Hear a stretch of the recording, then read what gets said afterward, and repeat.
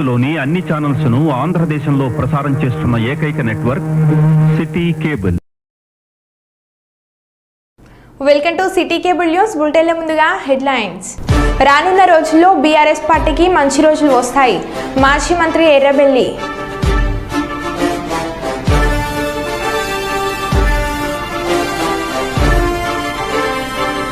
శ్రీ సోమేశ్వర ఆలయంలో తొలి ఏకాదశి పూజలు.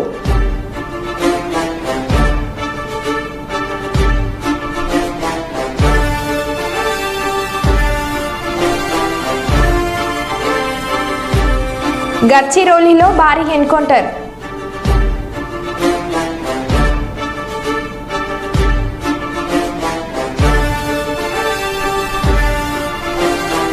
కర్నూలులోని పలు ప్రాంతాల్లో మంత్రి టీజీ భరత్ ఆకస్మిక పర్యటన.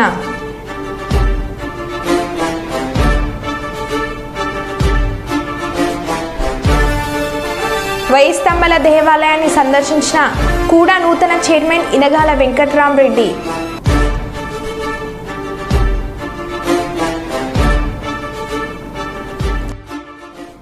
ఇక వివరాల్లోకి వెళ్తే, కాంగ్రెస్ ప్రభుత్వం రైతులకు రుణమాఫీ చేస్తున్న సందర్భంగా పర్కాల నియోజకవర్గంలో అన్ని మండలాల్లో రైతులతో కలిసి సంబరాలు జరుపుకుంటున్న కాంగ్రెస్ శ్రేణులు పర్కాల పట్టణంలో ముఖ్యమంత్రి రేవంత్ రెడ్డి చిత్రపటానికి పాలాభిషేకం చేసిన రైతులు, కాంగ్రెస్ పార్టీ కార్యకర్తలు.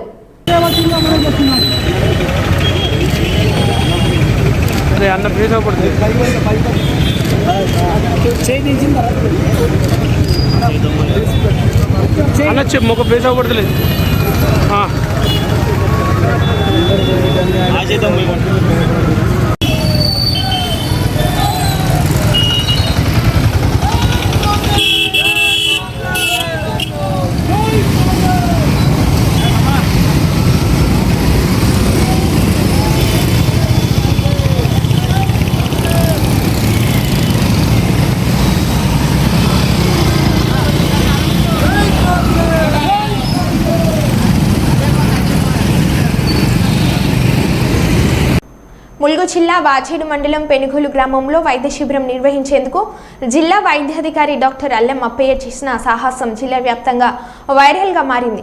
భారీ వర్షం కురుస్తుండగా 3 గుట్టలు, ప్రమాదకరమైన 3 వాగులను తాళ సహాయంతో దాటి సుమారు 15 కిలోమీటర్ల దూరంలో ఉన్న పెనుగోలు గ్రామానికి చేరుకొని వైద్య శిబిరం నిర్వహించారు.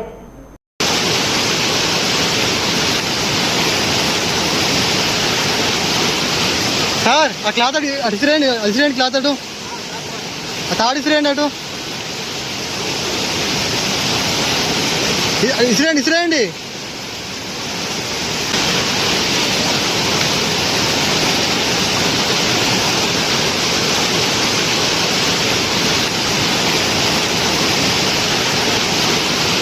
సార్, ఆ క్లాత్ ఇసిరేయండి క్లాత్ అటు, ఆ తాడు ఇసిరేయండి అటు,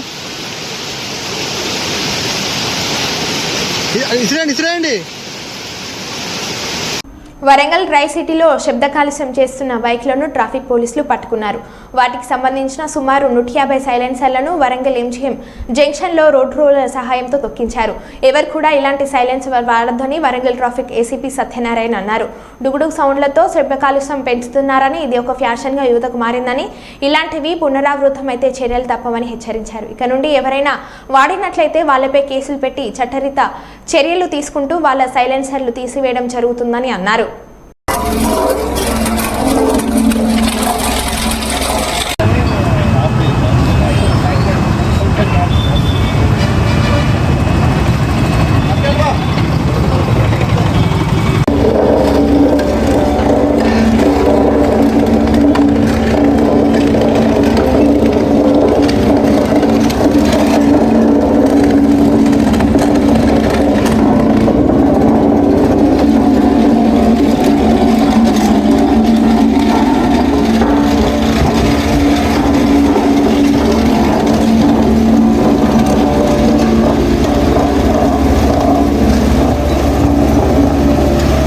రైతుల సంక్షేమం కోసం పనిచేస్తున్న ముఖ్యమంత్రి రేవంత్ రెడ్డి ఇచ్చిన మాట ప్రకారం రైతులకు రుణమాఫీ చేయడం రైతులు హర్షించదగ్గ విషయమని డోర్నకల్ బ్లాక్ కాంగ్రెస్ అధ్యక్షులు గుణకంటి గమలాకర్ అన్నారు.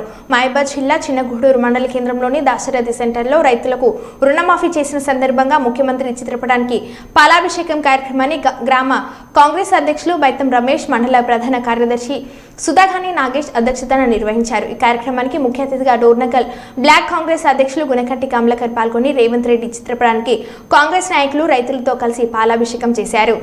చేసుకోవాలని చెప్పడం మన ముఖ్యమంత్రి గారు చెప్పడం జరిగింది. మరి రైతు రుణమాఫీని ఏకకాలంలో రుణమాఫీ చేస్తామని చెప్పడం జరిగింది. మరి గత ప్రభుత్వాలు చేస్తామని చేయలేకపోయినటువంటి సందర్భం మనందరూ తెలిసినటువంటి విషయం.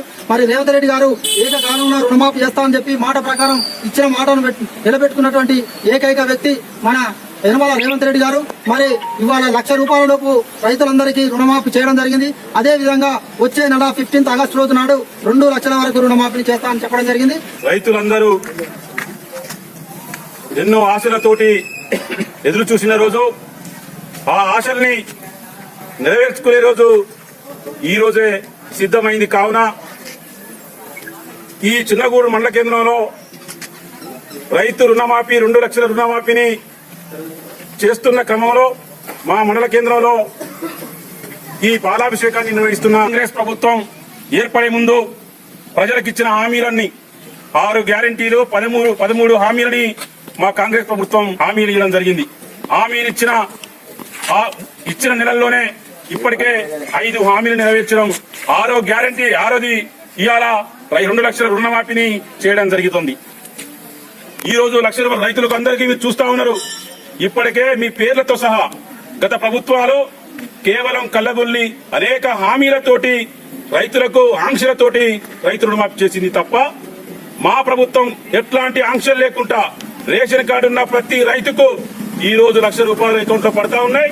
మేమిచ్చిన హామీ ప్రకారం ఆగస్టు 15 కల్లా 2 లక్షల రుణమాఫీ చేస్తామని చెప్పేసి మా రేవంత్ రెడ్డి గారు ఏదైతే మాట ఇచ్చిండో ఆ మాట నిలుచుకునే రోజు ఈ రోజు ఆసన్నమైంది. రైతులందరి కళ్ళల్లో నవ్వులు విరజనుతూ ఉన్నాయి. మీరు చూస్తున్నట్టయితే గత ప్రభుత్వం 2 సార్లు ₹1,00,000 హామీ ఇచ్చినా కూడా నెరవేర్చలేని దౌర్భాగ్య టీఆర్ఎస్ ప్రభుత్వం. మొన్న హరీష్ రావు అంటా ఉండు, ఎందుకంటే బిగిల్ బడ్జెట్ ఉన్న తెలంగాణ రాష్ట్రాన్ని 7 లక్షల కోట్ల అప్పు చేసి ఇంత అప్పు అయింది. కావున వీళ్ళ వల్ల కాదు, కాంగ్రెస్ ప్రభుత్వం వల్ల కాదు, వీళ్ళు చేయలేరు, వీళ్ళు చేస్తే గనక నేను రాజీనామా చేస్తానని చెప్పాడు హరీష్ రావు గారు.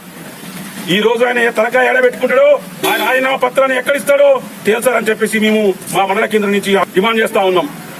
ఎందుకంటే రైతుల కోసమే ఏర్పడ్డ పార్టీ మాది, పేదల కోసమే పనిచేస్తున్న కాంగ్రెస్ పార్టీ మాది. ఖచ్చితంగా ఇప్పటికే 8 నెలల్లోనే మేము ఇచ్చిన హామీల్ని సగం నెరవేరుస్తా ఉన్నాం. సంవత్సరం లోపల అన్ని హామీలు నెరవేరుస్తాం. ఎందుకంటే కాంగ్రెస్ ప్రభుత్వం హామీ ఇచ్చిన తర్వాత మా ఆస్తులు అమ్ముకోనైనా హామీలు నెరవేరుస్తాం తప్ప టీఆర్ఎస్ ప్రభుత్వం లెక్క హామీలను జాప్యం చేస్తూ పూట గడిపే ప్రభుత్వం మాది కాదని చెప్పేసి ప్రజలకు వివరిస్తా ఉన్నాం. ప్రజలారా ఆలోచించండి, కాంగ్రెస్ ప్రభుత్వాన్ని ఆదరించండి. మీకోసం పనిచేసేది కాంగ్రెస్ పార్టీ. కావున ప్రజలారా అందరం కూడా ఇదే కాదు, ఈ రోజు కానించి రేపు ఎల్లుండి కూడా ఈ విధంగానే రైతులందరినీ ఏకం చేసి, రైతు రుణమాఫీ చేసిన రైతులందరినీ ఏకం చేసి పాలాభిషేకం కాదు కాంగ్రెస్ రుణపడి ఉన్నామని చెప్పే విధంగా మనం పనిచేయాలని చెప్పి కోరుకుంటూ ఈ అవకాశం ఇచ్చిన మీ అందరికీ కూడా ప్రత్యేక ధన్యవాదాలు చేస్తున్నాం.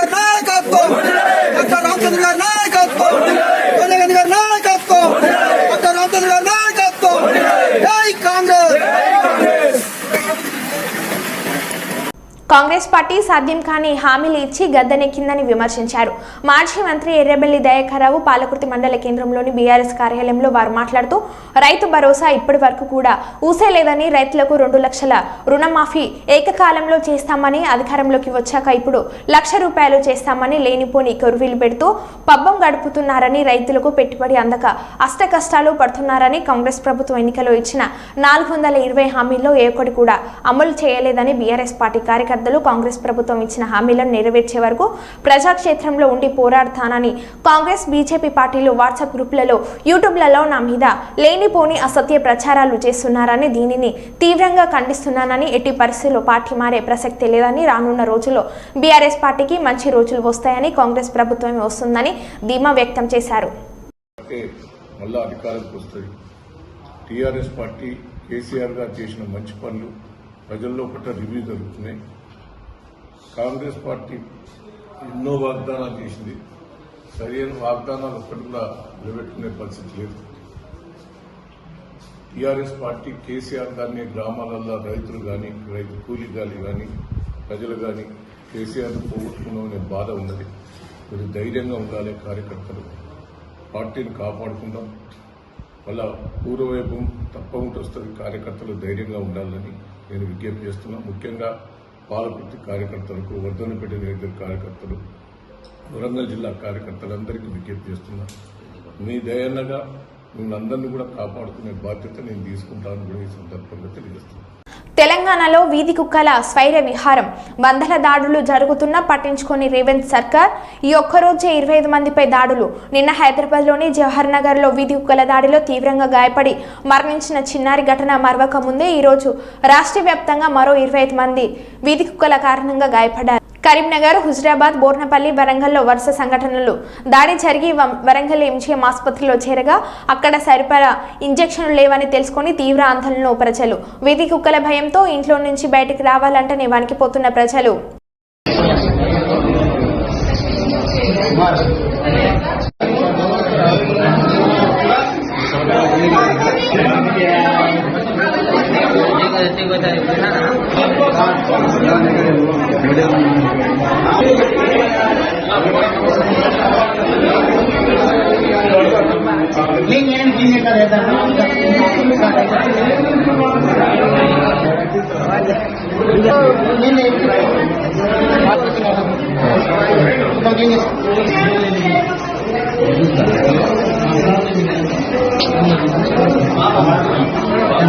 ఒక్క నిమిషం ఇంజక్షన్ తీసుకున్నారా?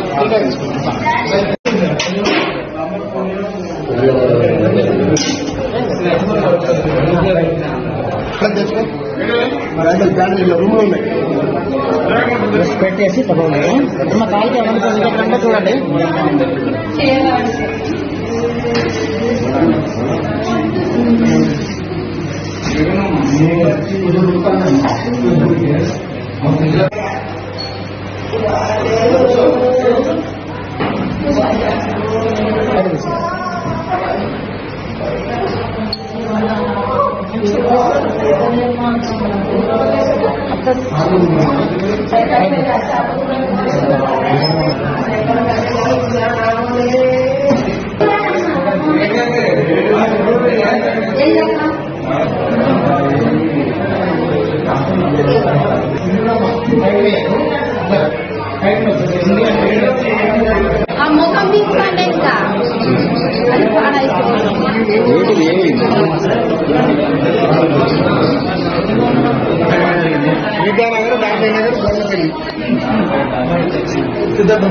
ఈరోజు హుజరాబాద్ లో పలు వార్డులలో కుక్కల చాలా మందికి కరవడం జరిగింది. దాదాపు 18 మంది దాకా కరవడం జరిగింది.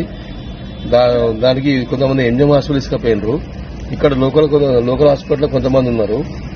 దాదాపు 10 మంది దాకా ఇంజన్ తీసుకుపోయినారు. దీనిపై మున్సిపల్ వాళ్ళు చర్య తీసుకోగలరు. ఇబ్బంది అవుతున్నాయి కుక్కలతో కూడా. కుక్కోతులతో చాలా ప్రజలు ఇబ్బంది పడుతున్నారు. దానిపై కొంచెం మున్సిపాలిటీ వాళ్ళు చర్య తీసుకోగలరు. కిరాణా షాప్ కూడా ఇక్కడ మన గుడిపూట కిరాణా షాప్కి వెళ్తాను. పక్క నుంచి వచ్చి అక్కడ డైరెక్ట్ అందుకున్నాను. పాయింట్ మీదకి వెళ్ళి వచ్చాను. ఒక ముసలైన అడి అన్నాక ఇచ్చిపెట్టింది. లేకపోతే ఇచ్చిపెట్టకు కళ్ళ తీసుకోవాలి. దూరం జరిగింది. ముసలైన అడి అన్న వరకు చాలా తెలైన ఉన్నాయి. కానీ దూరంగా కుక్క అని కాదు. అప్పుడు బయటకు వస్తాను షాప్ అది నేనలోకి వచ్చినప్పుడు ఎట్లా వచ్చిందో వచ్చిన కొడుకుని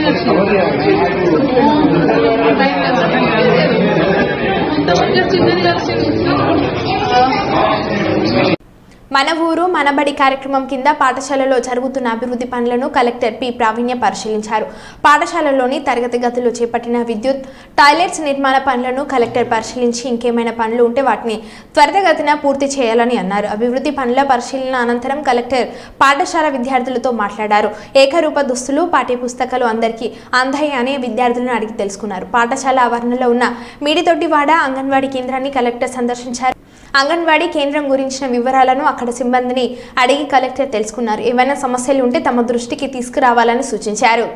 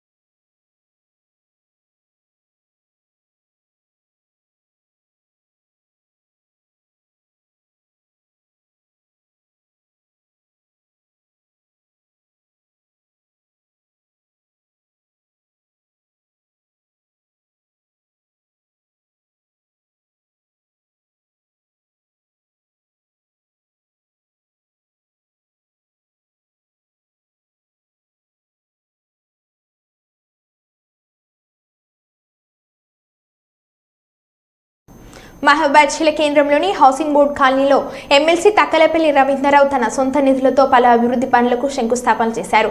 అనంతరం మొక్కలు నాటారు. ఈ సందర్భంగా ఏర్పాటు చేసిన మీడియా సమావేశంలో ఆయన మాట్లాడుతూ కవి దాశరథి కృష్ణమాచార్యులు 100వ పుట్టినరోజు సందర్భంగా కవి గాయకుడు ఎమ్మెల్సీ దేశపతి శ్రీనివాస్ విజ్ఞప్తి మేరకు దాశరథి కృష్ణమాచార్యులు స్వగ్రామమైన చిన్నగూడూరులో శత జయంతి ఉత్సవాలను నిర్వహిస్తున్నామని ఆయన తెలిపారు. ఈ నెల 22వ తేదీన దాశరథి విగ్రహానికి పూలమాలలు వేసి అక్కడి నుండి మహబూబాద్ జిల్లా కేంద్రంలోని SVM ఫంక్షన్ వరకు బైక్ ర్యాలీ చేపట్టడం జరుగుతుందని ఆయన తెలిపారు.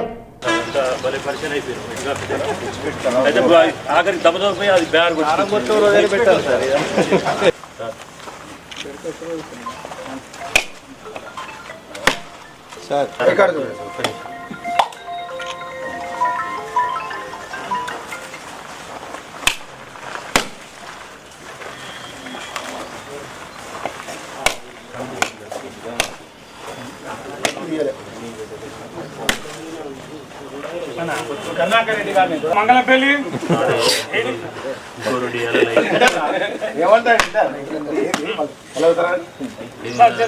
ఇంకో లైట్ మాకు ఇవ్వాలి, రోడ్డు ఒకటి ఇవ్వాలి, కాలువ మురికాలు పెట్టేది ఉండే నర్సిరెడ్డి ఇంటికి కంచుతారు ఒక్కటి మురికాలు బాగున్నాయి.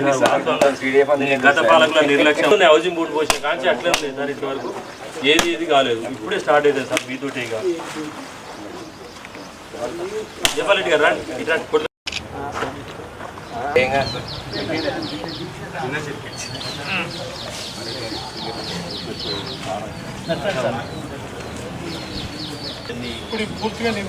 నింపుతో సార్ నింపుతో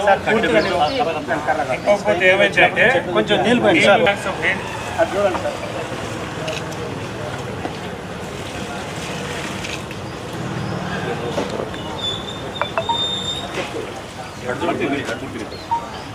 ఓకే.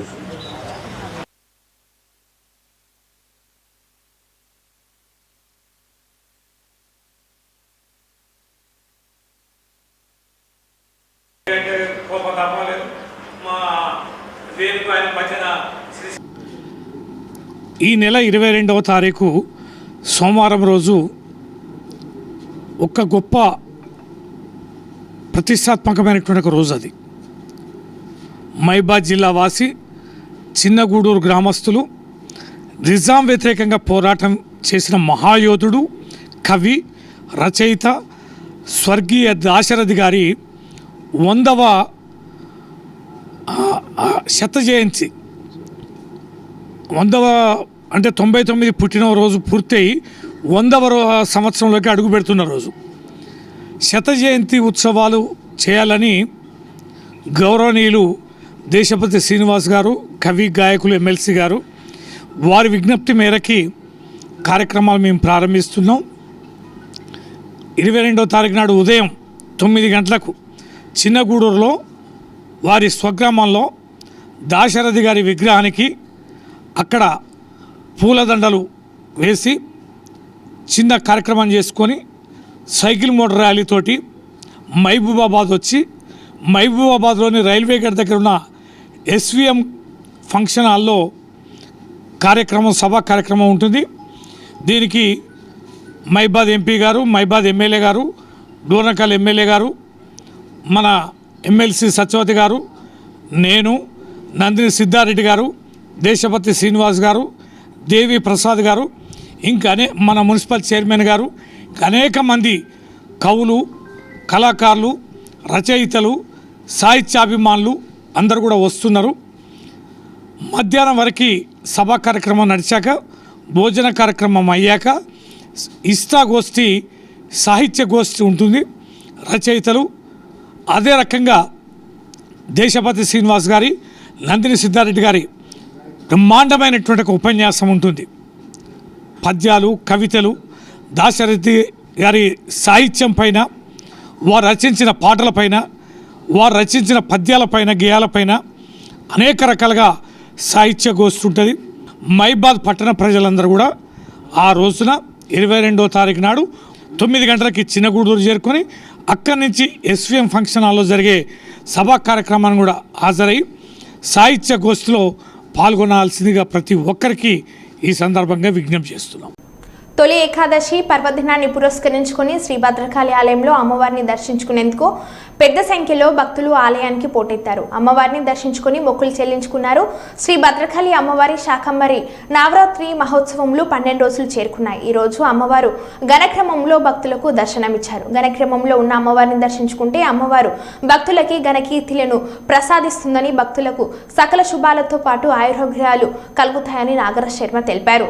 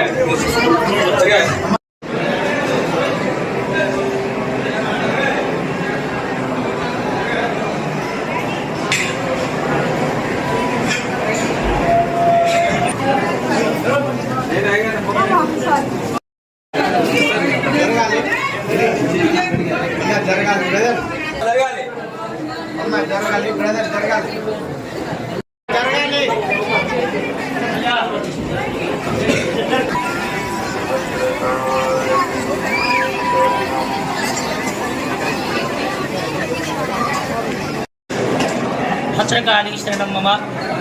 ఆషాఢ మాసములో శాకాంబరి నవరాత్రి మహోత్సవములు ఈనాడు 12వ రోజుకు చేరుకున్నవి. అమ్మవారిని పంచదశి క్రమాన్ని అనుసరించి ఘనాగాను, షోడశి క్రమాన్ని అనుసరించి నీల పతాకగా ఈరోజు అలంకరించి పూజించి ఆరాధించడం జరుగుతున్నది. ఈనాడు తొలి ఏకాదశి. సంవత్సరానికి మనకు 24 ఏకాదశులు, అధిక మాసం వస్తే 26 ఏకాదశులు ఉంటాయి. అందులో తొలి ఏకాదశి ఈ రోజు నుంచే తొలి ఏకాదశి దక్షిణాయన ప్రారంభకాలం ముందర వస్తుంది. ఈనాటి నుంచి అనేక పండుగలు మనకు వస్తూ ఉంటాయి. తొలి ఏకాదశి నాడు మహావిష్ణువు యోగ నిద్రలోకి అతిక్రమించడానికి సిద్ధపడతాడు. అలాగే చాతుర్మాస్యాలు అంటారు. ఈ చాతుర్మాస్య దీక్షలు కూడా యతీశ్వరులందరూ కూడా ఈనాటి నుంచి 4 నెలల పాటు చేస్తారు. మళ్ళీ కార్తీక శుద్ధ ఏకాదశి వరకు ఈ దీక్ష కొనసాగుతుంది. ఈనాడు అమ్మవారిని ఘనస్వరూపిణిగా ఘనమైన కీర్తి ప్రఖ్యాతులను అమ్మవారు అందజేస్తుంది. నీల పతాకగా మనకు సర్వసిద్ధులను, అష్టసిద్ధులను మనకు సిద్ధింపజేసి మన యొక్క మనస్సును రంజింపజేసి తన వైపు భక్తి మార్గం వైపు నీల పతాకాదేవిగా అమ్మవారు మార్చుకుంటుంది. ఈ విధంగా శాకాంబరి నవరాత్రులు 21 నాడు ఆకుకూరలు, కూరగాయలతో సంపూర్ణ శాకాంబరిగా అమ్మవారు అవతరించనున్నది. ఈ 15 రోజుల పాటు ఏ రోజు దర్శించినా అమ్మవారు ఆ రోజు ఫలాన్నే కాదు, మనకు ఆయుష్ను, ఆరోగ్యాన్ని, సంపదను కూడా జగన్మాత అందజేస్తుంది. భద్రకాళి శరణం మమ. ఆషాఢ శుద్ధ ఏకాదశి నాడు విష్ణుమూర్తి పాలకడలిలో శేషపాన్పై నిద్రిస్తాడు. మళ్ళీ కార్తీక మాసంలో నిద్రలేస్తాడు. ఈరోజు ఆ రోజు ఎవరైతే విష్ణువును దర్శిస్తారో వాళ్లకు సంవత్సరం మొత్తంలో తెలియక చేసిన పాపం అనేది నశించిపోతుంది. ఈ 4 నెలలు విష్ణుమూర్తి శయనిస్తాడు కాబట్టి ఈ 4 నెలలు విష్ణుమూర్తి బాధ్యతను జగన్మాత అమ్మవారు తీసుకొని లోకాన్ని రక్షిస్తుంది. కాబట్టి ఈరోజు విష్ణు ఆలయాలతో పాటు అమ్మవారి ఆలయాలను కూడా భక్తులు అశేష సంఖ్యలో దర్శిస్తారు. మరో బులెటిన్లో మళ్ళీ కలుద్దాం. Stay tune.